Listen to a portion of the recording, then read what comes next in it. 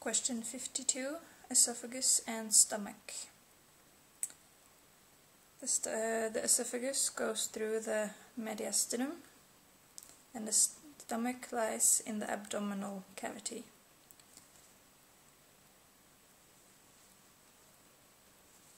The esophagus lies in front of the vertebral column from C6 to T11. It follows the curvatures of the vertebral column, and it has three constrictions where it starts: the pharyngoesophageal constriction. The second is where it is crossed by aortic arch and left principal bronchus. It's called the thoracic constriction. And the third is where it crosses the diaphragm, the diaphragmatic constriction.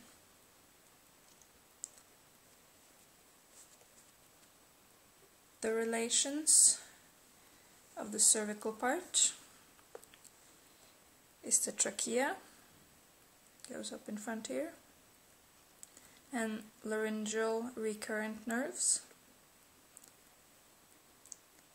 Laterally we have common carotid arteries and posterior parts of thyroid gland, so thyroid gland would lie here.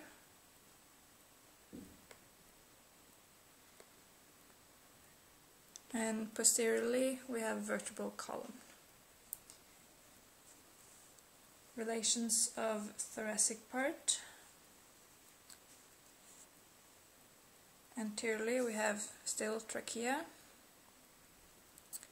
We have the bifurcation and the bronchi, main bronchi.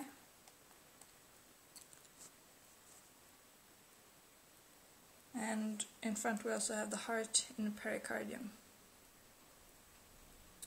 Posteriorly we have vertebral column and thoracic duct. And near the diaphragm the thoracic aorta goes in behind the esophagus. On the left we have aortic arch and thoracic aorta and left recurrent laryngeal nerve. On the right we have the Esophagus vein. And the vagus nerves accompany the esophagus through the thoracic part. This is vagus nerve, and here it forms the esophageal plexus.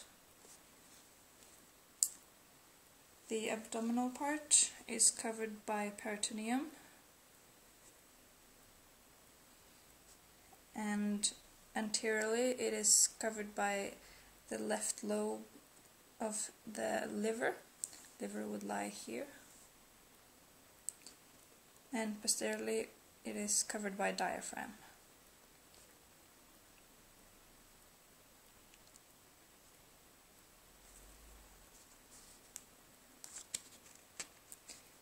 The blood supply of esophagus, cervical part, you have inferior thyroid artery giving esophageal branches, inferior thyroid artery. Thoracic part, the thoracic aorta gives esophageal branches. And abdominal part, the left gastric artery also gives esophageal branches. Now the drainage of esophagus is cervical part, inferior thyroid vein into the superior vena cava eventually. The thoracic part is drained into the Esophagus vein that empties into the superior vena cava. And the abdominal part is drained into the left gastric vein and into the portal vein through the liver and to the inferior vena cava. The nerve supply of the esophagus is vagus nerve. It gives parasympathetic fibers. And cervical and thoracic sympathetic ganglia, which gives sympathetic fibers. Now for the stomach, it lies in abdominal cavity. It lies in the left, you can see the stomach here. Lies in the left hypochondriac region, the epigastric region, and the umbilical region.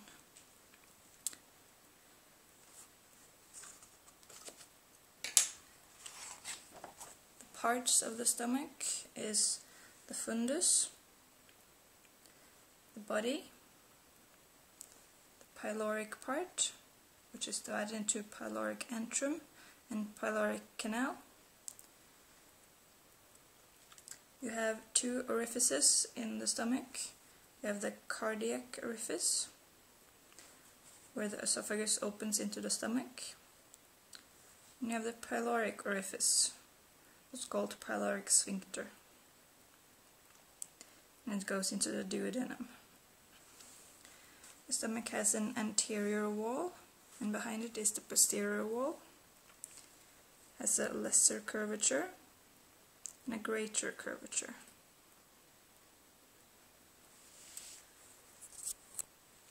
The relations of the stomach, they are cranially. You have the diaphragm. It separates the stomach from the heart and lung. Anterior wall, we also have the diaphragm, the liver, and the anterior abdominal wall. And on the posterior wall,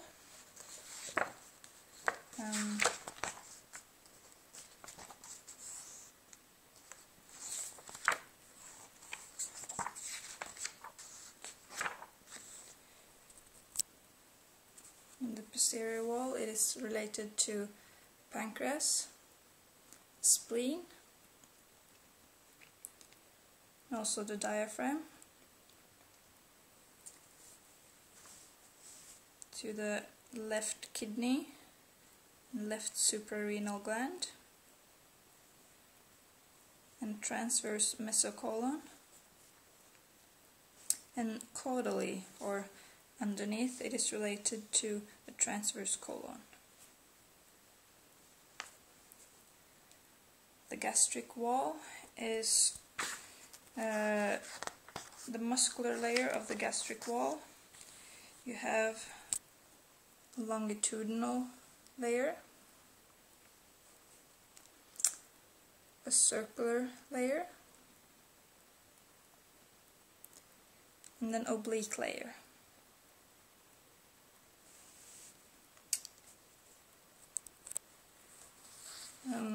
The blood supply of the stomach,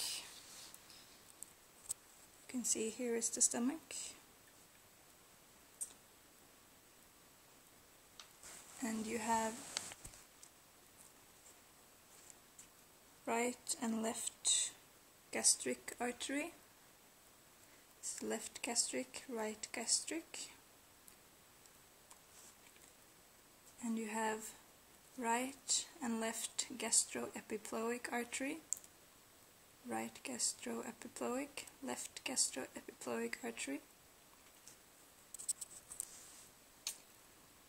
And blood is drained into the portal vein.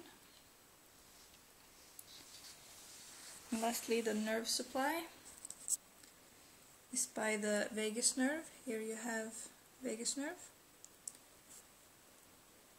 And by splanchnic nerves, which gives sympathetic fibers. Vagus nerve gives parasympathetic fibers.